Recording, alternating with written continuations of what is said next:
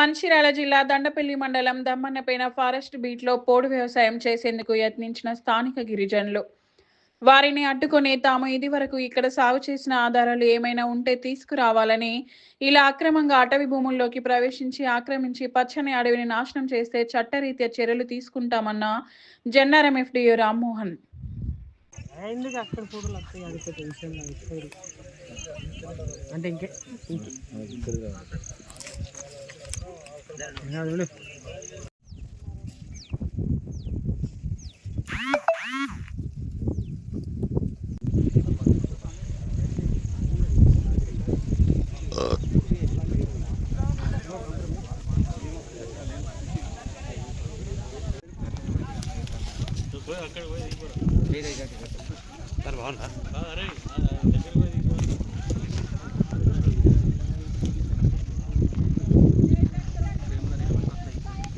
Camera ఉండు. అది ఎక్కడో జరిగి ఉండొచ్చు బహుశా, కానీ ఇక్కడ జరగలేదు.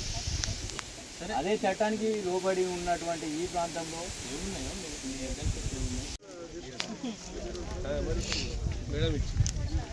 ప్రోటోకాల్ అట్లా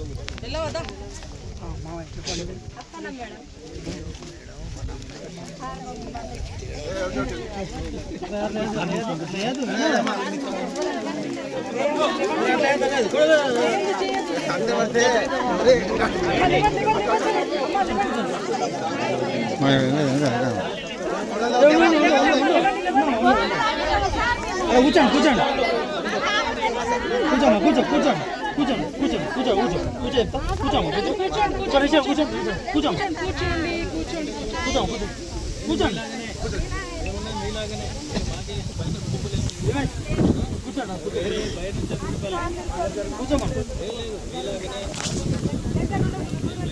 కూర్చోనమ్మా కూర్చోండి అందరూ కూర్చోండి కూర్చో కూర్చో కూర్చో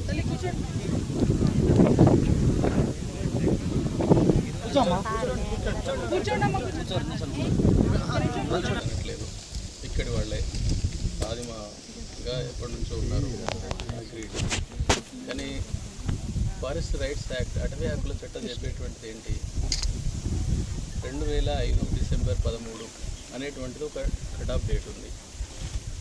దానిలోపు ఎవరైతే ఉన్నారో, అప్పటి వరకు ఎవరైతే గిరిజనులు సాగులో ఉంటారో, అంటే భూమి మీద ఉంటారో, కబ్జాలో ఉంటారో, వాళ్ళు మాత్రమే అర్హులు. ఆ తర్వాత వచ్చినటువంటి వాళ్ళు ఎవరున్నా కూడా వాళ్ళెవరు అర్హులు కాదు.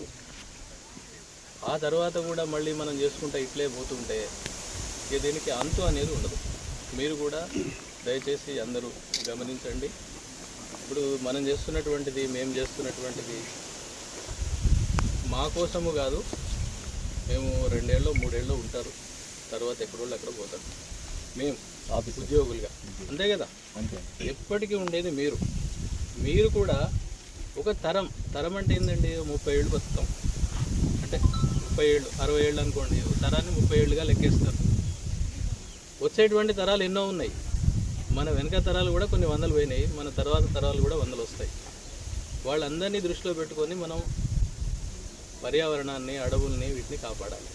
మనం ప్రస్తుత తాత్కాలిక అవసరాల కోసం మాకు భూమి లేదు, లేకపోతే తర్వాత నా కొడుకు కావాలి, నా మనవనికి కావాలి అని ఇట్లా లెక్కలేసుకుంటూ పోతే ఇది కాదు కదా, గుట్టలు కూడా ఆగవు.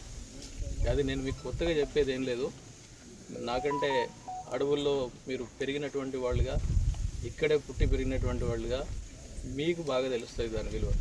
కాకపోతే ఇప్పుడు ఈ మధ్యలో దీనిపైన మిస్గైడ్ అవుతున్నారు.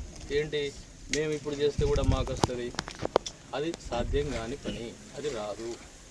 నేను మిమ్మల్ని అందరినీ అభ్యర్థించేది ఏంటంటే, మీరు ఇవి చేయకండి.